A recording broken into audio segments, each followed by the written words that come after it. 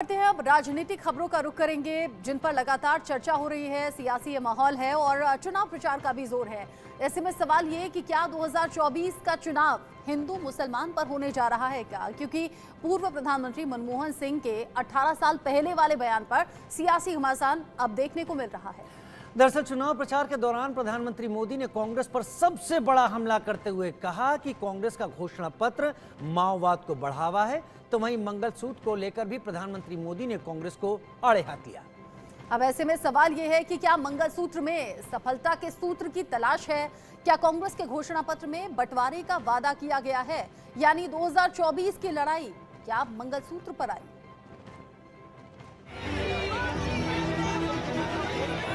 देश पर 60 साल तक राज किया।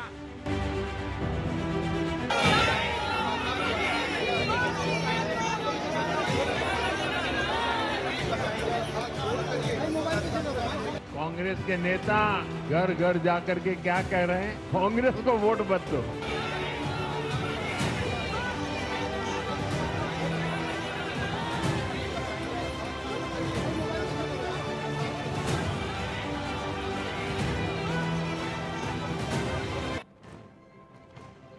2024 के चुनाव को लेकर सियासी दलों का धुआंधार प्रचार जारी है। सियासी आरोप प्रत्यारोप के बीच प्रधानमंत्री मोदी ने राजस्थान में प्रचार के दौरान कांग्रेस पर बड़ा हमला किया। एक रिपोर्ट देखते हैं।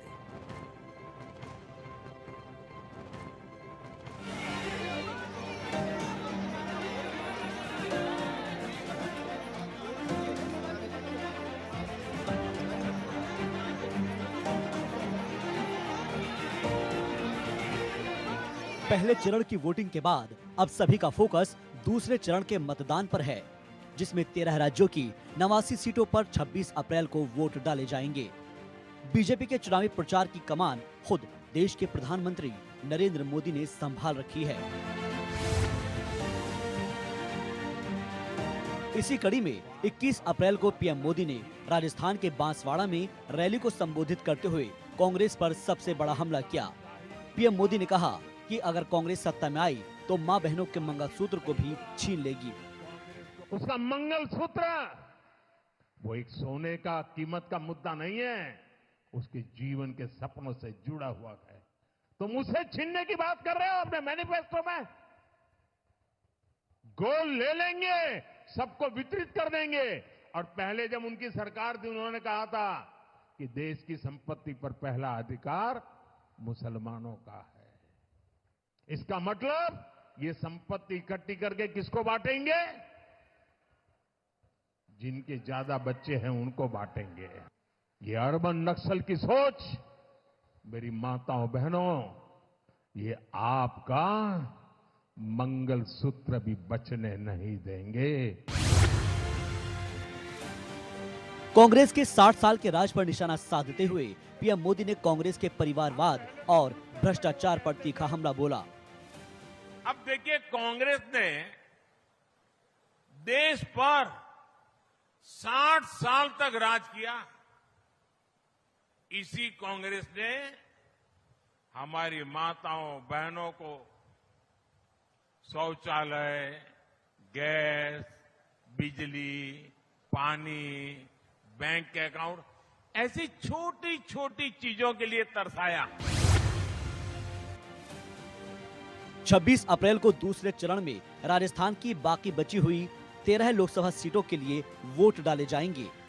पीएम नरेंद्र मोदी जालोर लोकसभा सीट से बीजेपी उम्मीदवार लुम्बाराम चौधरी के समर्थन में जनसभा को संबोधित करने पहुंचे और कांग्रेस के शाही परिवार पर सबसे बड़ा हमला किया।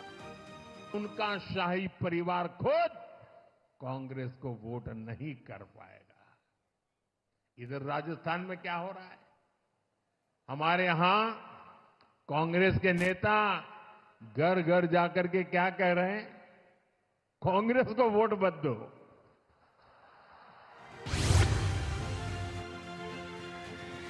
इसके बाद प्रधानमंत्री नरेंद्र मोदी बांसवाड़ा पहुंचे और कांग्रेस पर निशाना साधा, जहां पीएम मोदी ने कांग्रेस के घोषणा पत्र पर तंज कसते हुए इसे माओवाद को बढ़ावा देने की कोशिश करार दिया। इस बार का कांग्रेस का मैनिफेस्टो देख लीजिए। कांग्रेस ने अपने मैनिफेस्टो में जो कहा है, वो चिंताजनक है, गंभीर है और ये माओवाद की सोच को धरती पर उतारने की उनकी कोशिश है। अपने संबोधन के दौरान पीएम मोदी ने पहले चरण में राजस्थान की 12 सीटों पर हुई वोटिंग को अपने पक्ष में बताया। साथ ही कांग्रेस को रिमोट कंट्रोल वाली सरकार का तमगा भी दे दिया। सरकार रिमोट कंट्रोल से चला करती थी। कैबिनेट ने जो निर्णय पास किया हो, देश की संवैधानिक संस्था ने जो निर्णय पास किया हो, उसको उनकी पार्टी के ही एक नेता भरे मीडिया की मीटिंग बुला करके बड़े रौब से उस अध्यादेश को फाड़ के फेंक देते हैं। क्या ऐसी दुर्बल अवस्था देश को मजबूत बना सकती है क्या? राजस्थान के पूर्व सीएम अशोक गहलोत पर तंज कसते हुए पीएम मोदी ने कहा कि राजस्थान में जादूगर का जादू नहीं चला। भारत में स्थिर और मजबूत सरकार जरूरी है, एक ऐसी सरकार जो सरहदों की रक्षा कर सके और जरूरत पड़े तो पाताल में भी घुसकर दुश्मनों का सफाया करे।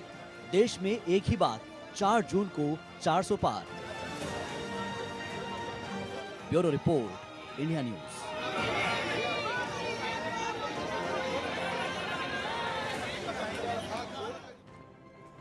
कांग्रेस ने अपने घोषणा पत्र में कई बड़े वादे किए और उन वादों के आधार पर दोबारा से सत्ता में आने का सपना कांग्रेस देख रही है। लेकिन वहीं दूसरी तरफ राजस्थान में जिस तरीके से पीएम मोदी ने निशाना साधा है, कांग्रेस को आड़े हाथों लिया है और हिंदू महिलाओं को संबोधित करते हुए जो बयान दिया है, उसको लेकर अब सवाल बहुत से हैं।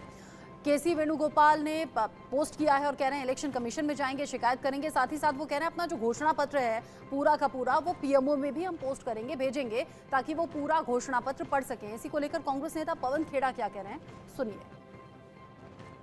अब देश को हिंदू मुसलमान के नाम पर आप झूठ परोस कर बांट रहे हैं। कांग्रेस के मैनिफेस्टो में कहीं भी, मैं ये चुनौती करता हूं प्रधानमंत्री को, कहीं मुसलमान या हिंदू कोई इस तरह का शब्द हो तो हमें बताएं और ये चुनौती स्वीकार करें, नहीं तो झूठ बोलना बंद करें। कांग्रेस के मैनिफेस्टो में न्याय की बात की है, न्याय नौजवानों के साथ, न्याय महिलाओं के साथ, न्याय आदिवासियों के साथ, न्याय श्रमिकों के साथ। उसमें प्रधानमंत्री को आपत्ति है। आपत्ति हो भी क्यों ना, ये हमारा न्याय पत्र प्रधानमंत्री को आईना दिखाता है और उनके 10 साल के कृत्य दिखाता है। ये पूरे 10 साल इन्होंने हिंदू मुसलमान करके खत्म कर दिए और अब फिर से चुनाव में आए हैं हिंदू मुसलमान लेकर। शर्म आनी चाहिए प्रधानमंत्री। देश का प्रधानमंत्री कायर है, लेकिन उससे ज्यादा वो निर्लज्ज है और बेहद सांप्रदायिक है। इस बात की पुष्टि खुद नरेंद्र मोदी ने आज अपनी चुनावी सभा जो राजस्थान में थी उस दौरान दे दी।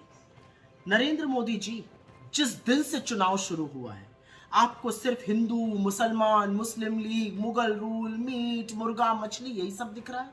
और हमने भी ठान ली है कि चुनाव तो इस बार बेरोजगारी, महंगाई, किसानों के हक, श्रमिकों के लिए न्याय, औरतों की सुरक्षा, हाशिए पर लोगों के हक का जो हनन हो रहा है उसी पर होगा और हम उसी पर टिके हुए हैं। लेकिन आप एक भी मुद्दे की बात नहीं करना चाहते आज। लेकिन आपने जो कहा है ना, आपने मर्यादा की वो सीमा लांघी है जो पाप है। मंगलसूत्र पे आपने बोला है, आपकी हिम्मत कैसे हुई मंगलसूत्र पर बोलने की? आपने कहा कि कांग्रेस के मैनिफेस्टो में लिखा है कि आपका मंगलसूत्र भी वो लोगों में बांट देंगे। कांग्रेस के मैनिफेस्टो में मैं चुनौती से आपसे कहती हूं, ऐसी कहां पर कौन सा मैनिफेस्टो आप पढ़ रहे हैं जिसमें ऐसी बात लिखी है? कहां लिखा है कि हम लोगों की संपत्ति लेकर बांट देंगे? किस तरह की बौखलाहट है ये कि आप निरंतर झूठ बोल रहे हैं। एक संप्रदाय को लेकर झूठ बोलते हैं, हमारे मैनिफेस्टो को लेकर झूठ बोलते हैं।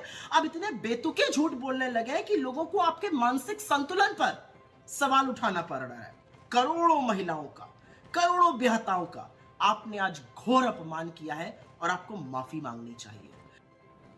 उधर प्रधानमंत्री के बयान पर कांग्रेस के नेता हमलावर हैं। प्रधानमंत्री के मोदी के बयान पर केसी वेणुगोपाल का ट्वीट भी सामने आया है। इस घोषणा वाले बयान पर अब जिस तरीके से रिएक्शन सामने आ रहे हैं, घोषणा पत्र वाले बयान की इलेक्शन कमीशन से शिकायत करने की बात कही है केसी वेणुगोपाल। अब घोषणा पत्र को लेकर कांग्रेस अपना पक्ष रख रही है और कई नेता इसको लेकर सवाल कर रहे हैं। खड़गे ने पीएम मोदी से मिलने का वक्त तक मांगा है। केसी वेणुगोपाल का बयान, घोषणा पत्र पर दिए बयान को लेकर मिलने का समय मांगा गया है। बड़ी खबर इस वक्त की, राजस्थान में प्रधानमंत्री नरेंद्र मोदी के बयान पर कांग्रेस सीधे सीधे सवाल पूछ रही है कि घोषणा पत्र पढ़ लीजिए, भाषण सुन लीजिए, कहीं भी किसी भी धर्म का कोई जिक्र नहीं है। यहां लोगों को मिसगाइड करने की कोशिश हो रही है और पीएम मोदी के इस बयान पर अब केसी वेणुगोपाल इलेक्शन कमीशन से शिकायत करने की बात कर रहे हैं। कह रहे हैं कांग्रेस अपना पक्ष रख रही है, आगे भी रखेगी। घोषणा पत्र को लेकर हमारा स्टैंड कायम है, हमने किसी धर्म का नाम नहीं लिया है। साथ ही साथ मल्लिकार्जुन खड़गे ने पीएम मोदी को कांग्रेस के घोषणा पत्र की कॉपी सौंपने के लिए मिलने का समय भी मांगा है। मेहंदी गर्ग और कनिका इस खबर को लेकर ज्यादा अपडेट के साथ जुड़ गई हैं इंडिया न्यूज संवाददाता कनिका कटियार का रुख पहले मैं कर लेती हूं। कनिका, राजस्थान में पीएम मोदी ने जो कुछ कहा उसको लेकर लगातार कांग्रेस हमलावर है और इस पर जवाब भी दिया जा रहा है। अभी के बड़े अपडेट्स क्या हैं? देखिए, बिल्कुल प्रधानमंत्री नरेंद्र मोदी की बाड़मेर में जनसभा में किए गए बयान को लेकर अब कांग्रेस पार्टी जो है लगातार हमलावर है। चाहे वो पार्टी के अध्यक्ष मल्लिकार्जुन खड़गे हो, राहुल गांधी हो, तमाम नेता हो, वो लगातार प्रधानमंत्री पर बड़ा आरोप लगा रहे हैं। वो कह रहे हैं कि पहले फेज में जिस तरह से वोटिंग परसेंटेज कम हुआ है, बीजेपी को समझ आ गया है कि अब जनता उनको स्वीकार नहीं करेगी, इसीलिए अब ध्रुवीकरण की राजनीति जो है वो प्रधानमंत्री नरेंद्र मोदी और बीजेपी के लोग कर रहे हैं।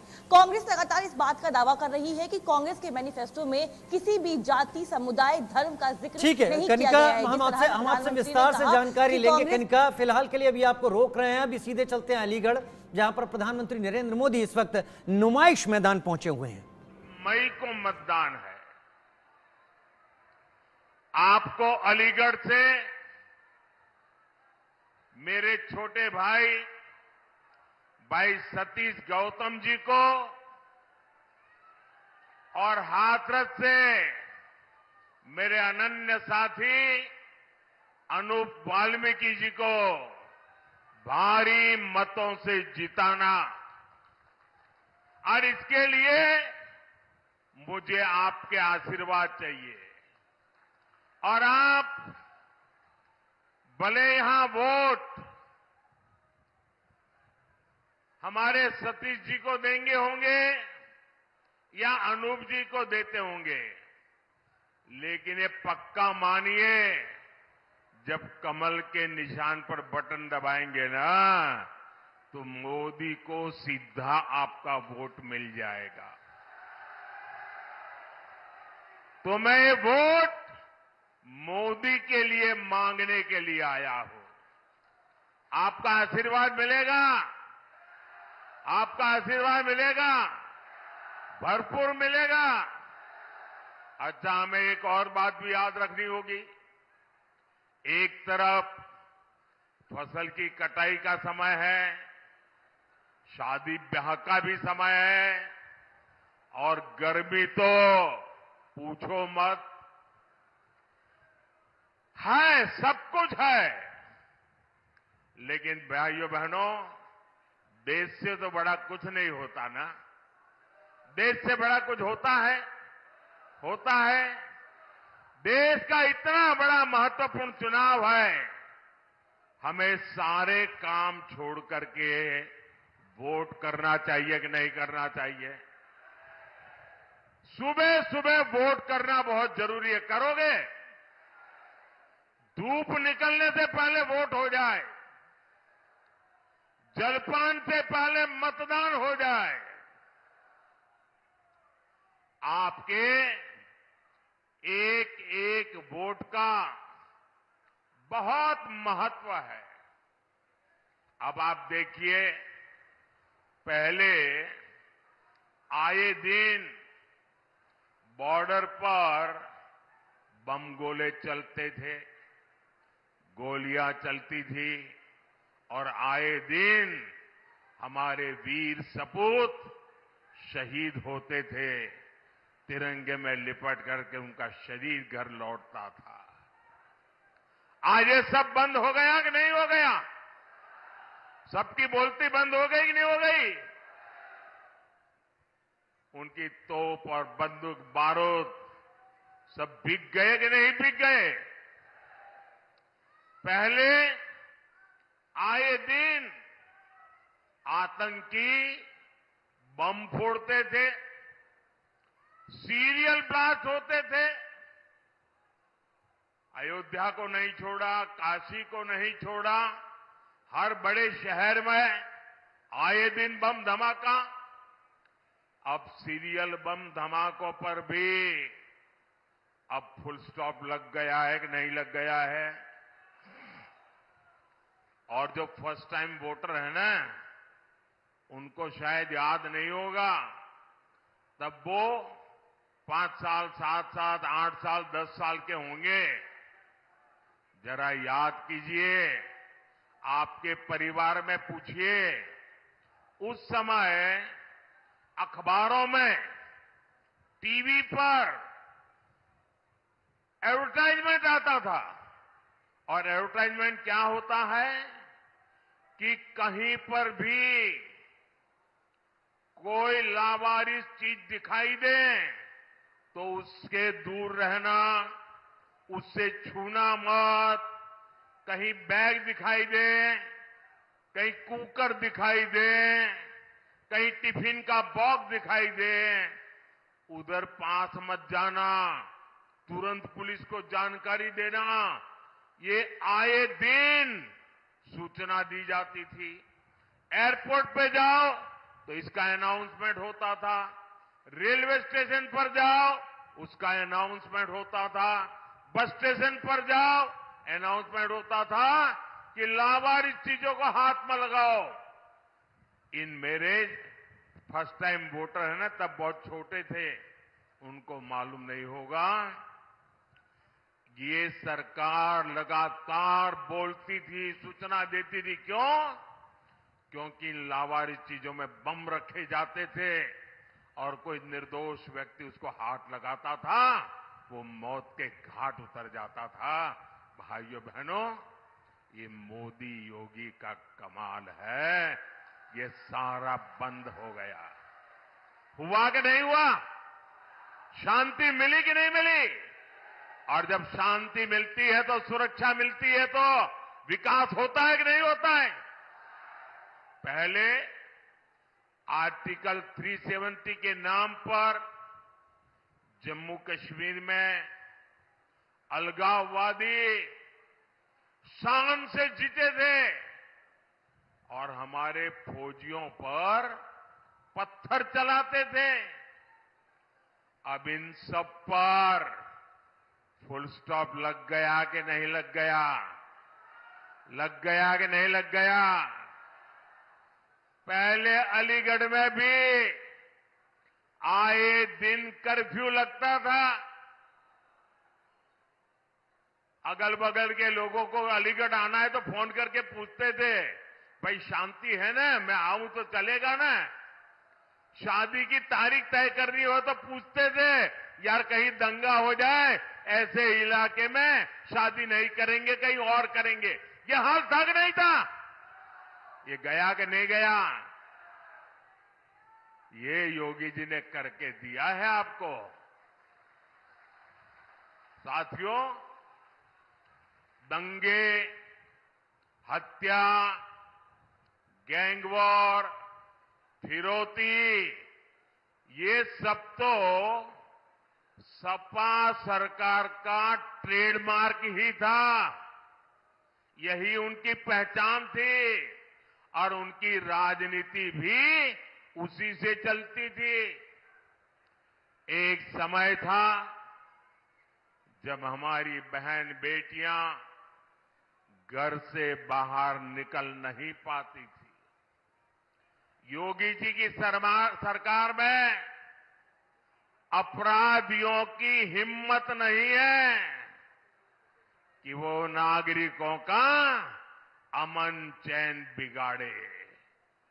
साथियों, कांग्रेस, सपा जैसी पार्टियों ने हमेशा तुष्टीकरण की राजनीति की और मुसलमानों के राजनीतिक, सामाजिक, आर्थिक उत्थान के लिए कभी कुछ नहीं किया।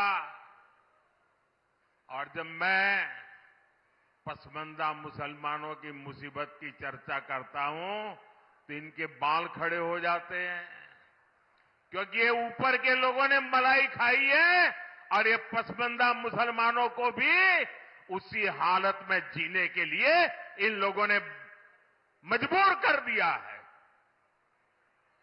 साथियों, इसी क्षेत्र में 3 तलाक से पीड़ित कितनी ही बेटियों का जीवन तबाह हो गया था। और सिर्फ बेटियों का नहीं, और 3 तलाक के कारण मुसीबत में आई उस बेटी, उसके पिता, भाई, परिवार सब परेशान हो जाते थे।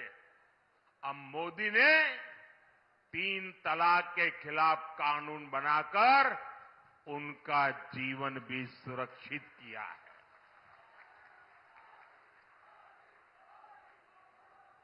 पहले हज कोटा कम होने की वजह से कितनी मारामारी होती थी, उसमें भी रिश्वतखोरी चलती थी और ज्यादातर रसूखदार लोग ही हज जाने का मौका पाते थे। मैंने सऊदी अरब के क्राउन प्रिंस से आग्रह किया था कि हमारे भारत के मुसलमान भाई बहनों के लिए हज का कोटा बढ़ाएं।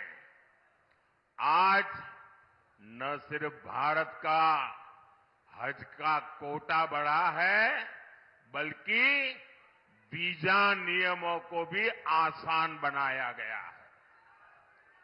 सरकार ने एक बहुत बड़ा अहम फैसला लिया। पहले हमारी मुस्लिम माताएं बहनें अकेली हज करने जा नहीं सकती थी।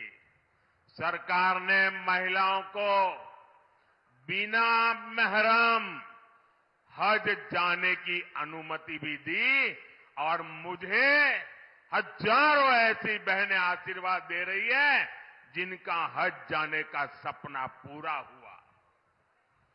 साथियों, कांग्रेस, सपा जैसी भ्रष्ट पार्टियों ने आपके परेशानियों को उनकी कभी परवाह नहीं की। गरीब को पैसे देकर भी पूरा राशन नहीं मिलता था, बिचौलिए ही लूट लेते थे। आज अलीगढ़ और हाथरस के लाखों साथियों को मुफ्त राशन मिल रहा है। इतना ही नहीं, पूरा राशन मिल रहा है।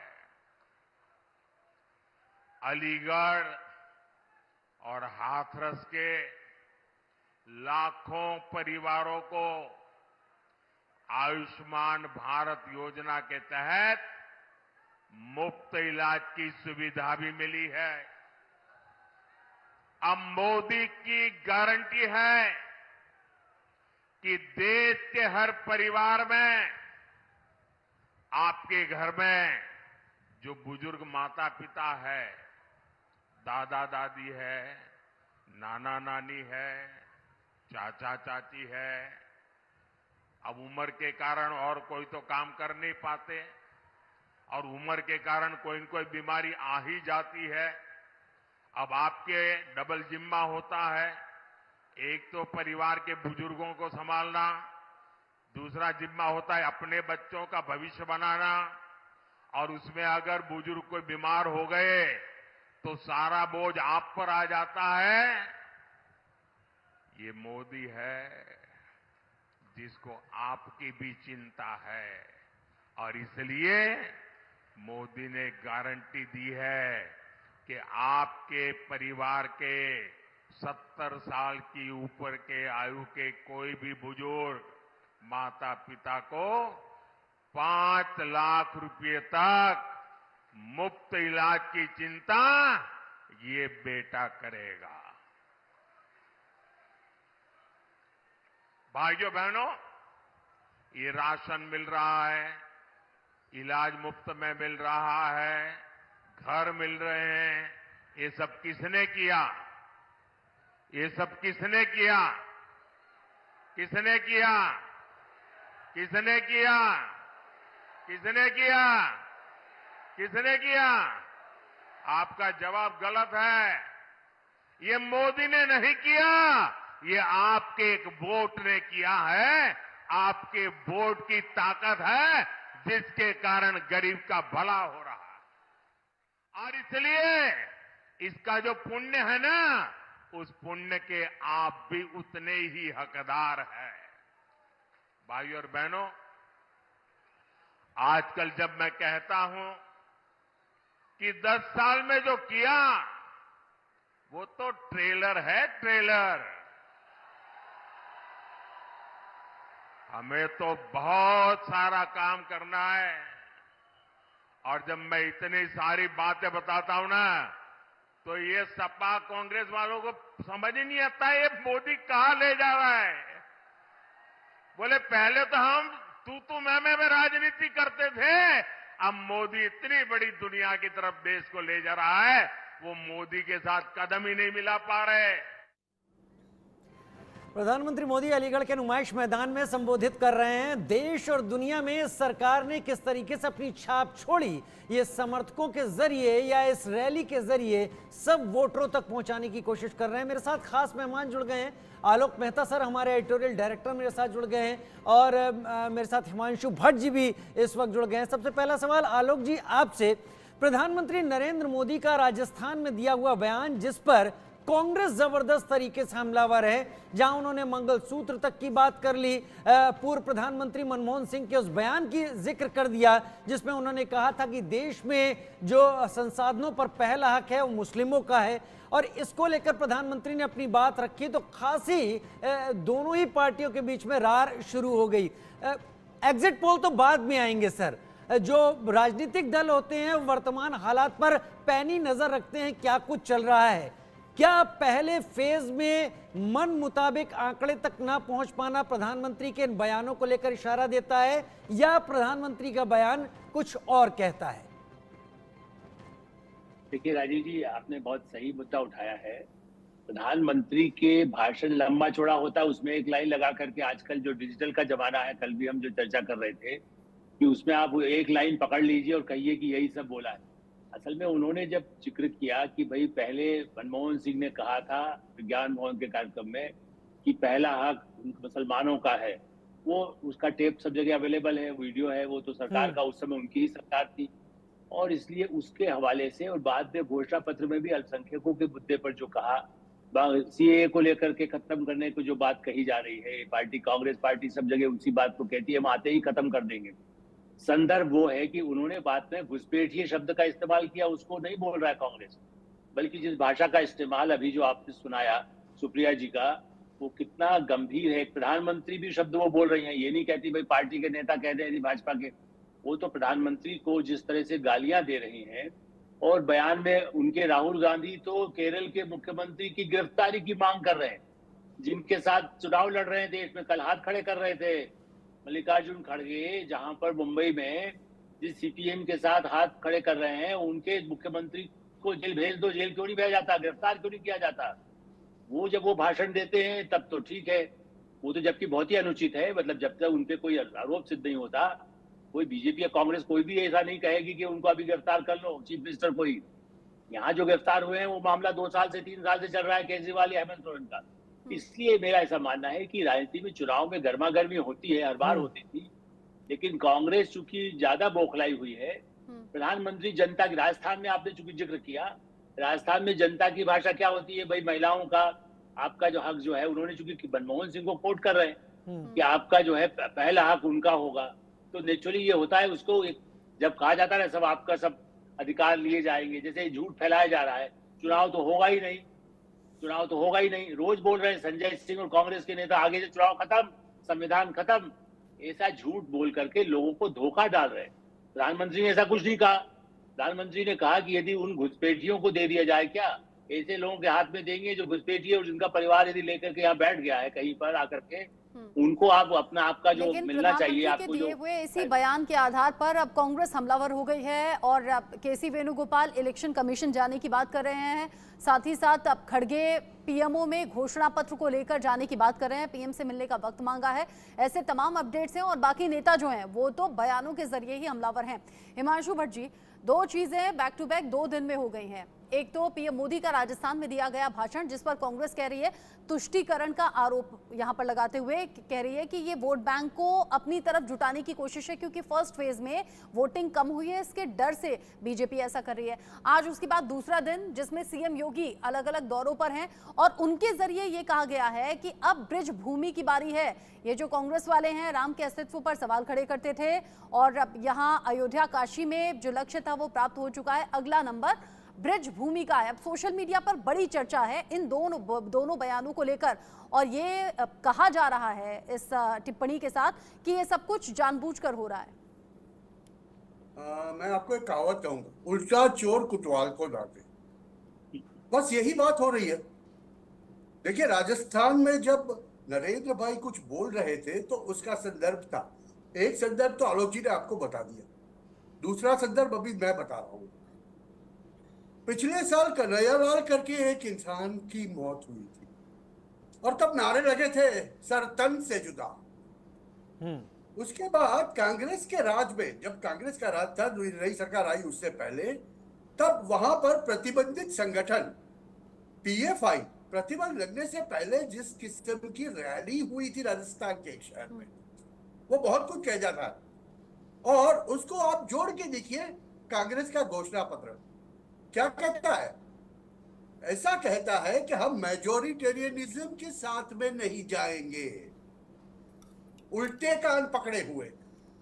इसका सीधा मतलब क्या होता है कि हम अगर राज में आएंगे तो माइनॉरिटी को सुरक्षित करेंगे। यहां पर हमलावर लोग बुमाबुम कर रहे हैं, तुष्टीकरण कर रहे हैं, ये कर रहे हैं, वो कर रहे हैं। आपने घोषणा पत्र में क्या किया? इसीलिए मैंने पहले कहा कि उल्टा चोर कुतवाल को डांटे, और ये बौखलाहट कांग्रेस की दिखाई दे रही है।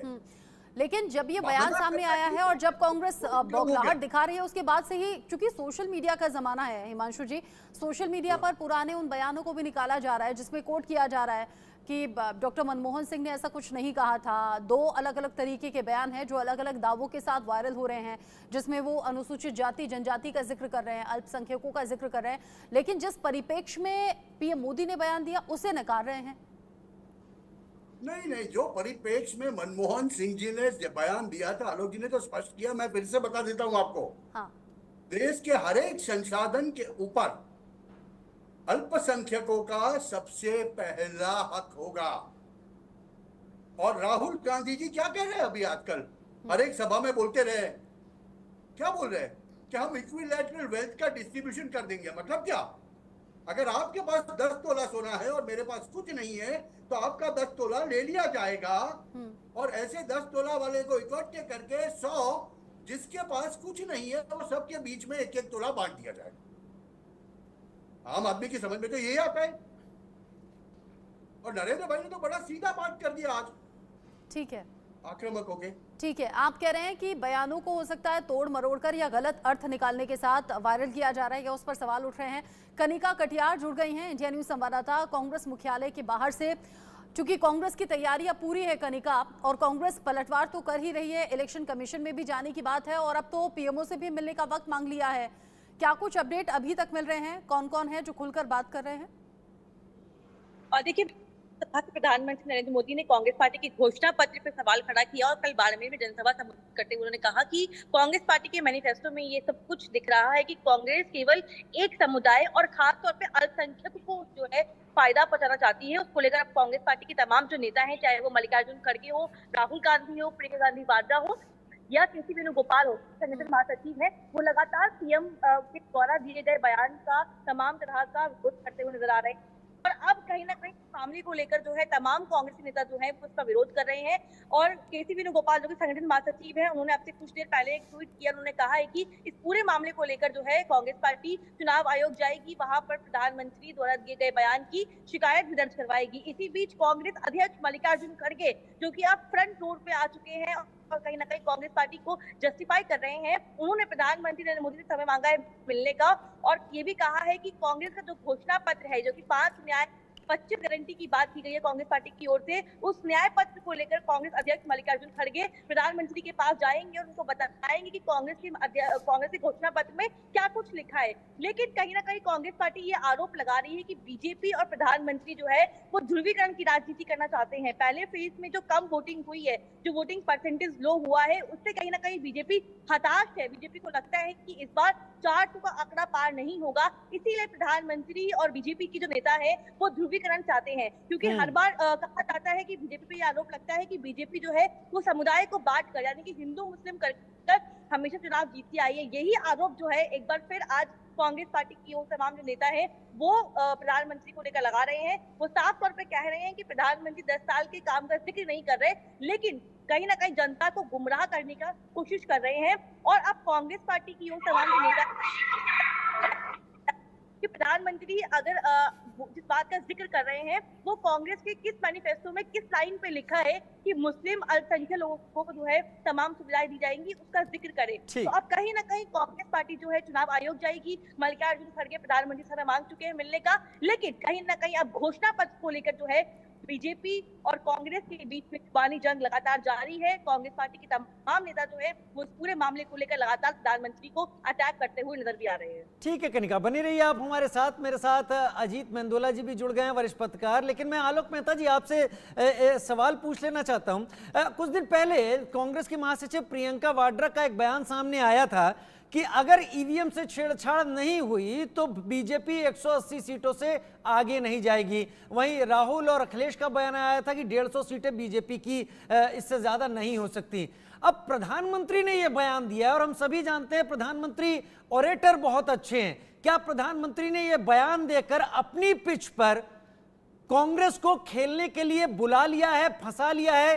क्योंकि बयान जो ज्यादातर आ रहे हैं अब कांग्रेस के ही आ रहे हैं, बीजेपी खामोश है। देखिए, कांग्रेस को हमेशा नहीं, बल्कि कांग्रेस जो पहले जिस तरह की गलत बातें कहती है, क्योंकि अल्पसंख्यकों को लेकर के कि मोदी जी सबका छीन लेंगे, मैं राजीव जी इससे पहले एक बात और जोड़ना चाहता हूं। जैसे हम लोग आपने शुरुआत किया था कि वोटिंग कम हुआ, ये भी कारण बता रही है कांग्रेस वाले। मैंने कल कुछ लोगों से बात किया जो समुदाय विशेष के हैं और वो मेरठ के पास उन गाँव में मुझे वोट देने जाते हैं। उन्होंने इसलिए वोट नहीं दिया कि देखिए भाई, इनको देने से तो कोई फायदा है ही नहीं। कांग्रेस मतलब कांग्रेस के जो लोगों को या दूसरी जो पार्टी है वहां पर समाजवादी थी, उनका कहना मुस्लिम होते हुए, चलिए साफ ही कह देता हूँ क्योंकि मुस्लिम शब्द का उपयोग किया जा रहा है, उनका कहना था कि नहीं, और बल्कि हाँ ये जरूर हमको डर लग रहा है कि आगे से चुनाव नहीं होंगे, आगे से जो है सब खत्म हो जाएगा, हमारे सारे अधिकार भी खत्म हो जाएंगे। तब मुझे उन्हें कहना पड़ा कि देखो सुना करो आप। नहीं, हम तो खबरें जो है टीवी पर तो नहीं, लेकिन मोबाइल पे देखते हैं। बीजेपी के कुछ लीडर भी हैं जो अति उत्साह का शिकार होकर इस तरह के बयान दे रहे हैं और जब वो बयान सोशल मीडिया पर वायरल होते हैं, इसीलिए विपक्ष को बैठे बिठाए मुद्दा मिल जाता है संविधान पर सवाल उठाने का और ये कहने का कि ऐसी सोच बीजेपी और एनडीए की है। अजीत मंदोला जी, राजस्थान में जिस तरीके से पीएम मोदी ने भाषण दिया, इसके मतलब और मायने क्या है और क्या कांग्रेस के आरोपों में कोई सच्चाई आपको दिख रही है? दूसरे फेज का मुझे लगता है वो एक अलग दिशा में जाएगा, क्योंकि पहले चरण की वोटिंग को लेकर जो तमाम तरह की बातें हो रही हैं, ये भी एक सही खबर है कि देखिए, अगर बीजेपी समर्थक वोटर नहीं निकला तो कांग्रेस या जिसको कांग्रेस समर्थक नहीं, मुस्लिम समुदाय के लोग भी नहीं निकले वोट देने कई जगह पर। वो संख्या उस तरह की नहीं गई है कि कांग्रेस कहे कि नहीं हम जीत रहे हैं, या बीजेपी भी ये नहीं कह पा रही कि हम बिल्कुल मजबूती से जीत रहे हैं। वो अब ये कहती है कि हाँ भाई, हार का अंतर जो है पिछली बार से कम हो जाएगा। प्रधानमंत्री मोदी ने कल, अगर आप देखे होंगे, अगर वहां पे जो मैं समझ पाया, एक तो 400 पार का नारा वाली बात अब धीरे धीरे कमजोर पड़ेगी, मंद पड़ेगी। 400 पार के नारे ने कहीं ना कहीं बीजेपी को फंसा दिया है। उसमें दूसरी बात जो प्रधानमंत्री ने कल कहा, वो आदिवासी लोगों को संबोधित किया। वो इलाका जो बांसवाड़ा है वो आदिवासी इलाका है। उसमें ये समझाने की कोशिश प्रधानमंत्री ने करी थी कि जो जमीन जायदाद, सोना जेवर, ये सब कांग्रेस के घोषणा पत्र में ऐसा कुछ लिखा गया है, लेकिन अल्पसंख्यकों वाली बात ऐसे उन्होंने ज्यादा करी नहीं। ये अब धीरे धीरे सामने बात आ रही है। अब ये चुनाव, मेरा मानना है कि ध्रुवीकरण की तरफ बढ़ेगा ये चुनाव निश्चित तौर पर। और बीजेपी के प्रधानमंत्री मोदी के टारगेट जो है अब कांग्रेस ही होगी। हेलो, ठीक है अजीत जी, आप रहिएगा, आवाज में थोड़ी सी दिक्कत है, इसे ठीक कराने की कोशिश करते हैं। सैयद जवाद भी हमारे साथ जुड़ गए हैं राजनीतिक विश्लेषक के तौर पर, उन्हें भी सुनना जरूरी है क्योंकि पीएम मोदी के राजस्थान में दिए गए भाषण को लेकर अब चर्चा भी हो रही है, सवाल भी हो रहे हैं और कांग्रेस जाहिर तौर पर बौखलाहट में है और बिफर कर सवाल बहुत से कर रही है और अब इलेक्शन कमीशन में जाने की बात भी कही गई है। सैयद जवाद, आप प्रधानमंत्री नरेंद्र मोदी के इस बयान को कैसे देखते हैं? कांग्रेस कह रही है घोषणा पत्र पढ़ लीजिए, कहीं भी हिंदू मुसलमान का जिक्र नहीं है, बीजेपी भ्रमित करने की कोशिश कर रही है। बहुत बहुत शुक्रिया आपका। और मुझे माननीय प्रधानमंत्री जी के इस स्टेटमेंट के ऊपर बहुत ज्यादा दया है। मुझे गुस्सा नहीं आ रहा है कि प्राइम मिनिस्टर साहब ने ऐसा क्यों कहा या प्राइम मिनिस्टर, लोग अपनी प्रतिक्रिया दे रहे हैं, लेकिन मैं माननीय प्राइम मिनिस्टर साहब के दिए हुए वक्तव्य को, बयान को देख करके दया भावना की दृष्टि से देखता हूँ। वो इसलिए देखता हूँ क्योंकि माननीय प्रधानमंत्री जी का ये कोई पहला स्टेटमेंट नहीं है। इससे पहले उन्होंने कई स्टेटमेंट दिए हैं, शमशान कब्रिस्तान वाले, कपड़ों से पहचानने वाले, और पूर्व प्रधानमंत्री डॉक्टर मनमोहन सिंह के ऊपर ऐसी अभद्र टिप्पणी वो कई बार कर चुके। वो रेनकोट पहन करके नहाते हैं, ये भी माननीय प्रधानमंत्री जी ने कहा और उस पर बड़े कहकहे और ठट्टे लगाए। कभी 50 करोड़ की गर्लफ्रेंड, कभी कांग्रेस की विधवा, इस तरीके के बयान, हाइब्रिड बछड़ा, जर्सी गाय, ये तमाम तरीके के जब माननीय प्रधानमंत्री जी ऐसे स्टेटमेंट देते हैं तो अब मैं उनको दया भावना की दृष्टि से देखता हूँ। लेकिन हैरत की बात यह है कि झूठ बोलना, नफरत फैलाना और आचार संहिता लगी हुई है, चुनाव आयोग कहाँ है? क्या चुनाव आयोग संज्ञान खुद नहीं ले सकता? जब तक उसके पास दौड़ दौड़ करके जा करके केसी वेणुगोपाल कह तो रहे हैं इलेक्शन कमीशन जा रहे हैं, वो शिकायत करने के लिए पोस्ट किया है उन्होंने। अरे और ऐसी शिकायतें हैं तो फिर जाना चाहिए, लेकिन सोशल मीडिया पर अलग अलग बयान डॉक्टर मनमोहन सिंह के पहले के कुछ बयान हैं जो सोशल मीडिया पर वायरल हैं, वो आपने भी देखे होंगे। अरे मनमोहन सिंह के जो बयान है मैडम मैंने देखे हुए हैं, इसके ऊपर तस्करे हो रहे हैं, एक्स के ऊपर जो है लगातार माननीय प्राइम मिनिस्टर साहब के झूठ का और मनमोहन सिंह के उस दिए वक्तव्य को लोग कंपेयर भी कर रहे हैं। अब ये जमाना सोशल मीडिया का है, लोग ज्यादा इंफॉर्मेटिव हो गए हैं, ज्यादा इंफॉर्मेशन खुद कलेक्ट कर रहे हैं कि कौन झूठ बोल रहा है, कौन नहीं बोल रहा है। लेकिन इससे होने क्या जा रहा है, अब आप देखिए, जब जनता जागरूक है फिर तो वो अपने हिसाब से वोट भी डालेगी, वो जानती है किस पर भरोसा करना है, किस पर नहीं। देखिए, पहली बार ऐसा हुआ है कि जो मोदी मैजिक की बात करी जा रही थी, वो मोदी मैजिक जो है वो काम करते नहीं दिखाई दे रहा है। और जब अगर मोदी मैजिक काम करता था तो वोट परसेंटेज भी नहीं गिरना चाहिए था, वोटिंग परसेंटेज गिरा है। और जिस तरीके से किसानों की नाराजगी है, युवाओं की नाराजगी है, महिलाओं की नाराजगी है, आप जगह जगह देखिए जिस तरीके से बेरोजगारी है, महंगाई है। और अब तो जो भारतीय जनता पार्टी का कोर वोटर हुआ करता था, अपर कास्ट, उसके एक समुदाय ने, खास तौर पे राजपूत समाज ने, तो माननीय प्रधानमंत्री जी को भारतीय जनता पार्टी का बहिष्कार ही कर दिया। तो उसको देख करके एक हताशा है, एक निराशा है भारतीय जनता पार्टी में। और वही पुराना राग, 10 साल पुराना टेप रिकॉर्डर, किसने क्या करा, कभी हिमांशु भट्ट जी, क्या वाकई पुराना टेप रिकॉर्ड बजाया जा रहा है? क्या है पुराना राग है जो कि हताशा के बाद निकलना शुरू हो गया?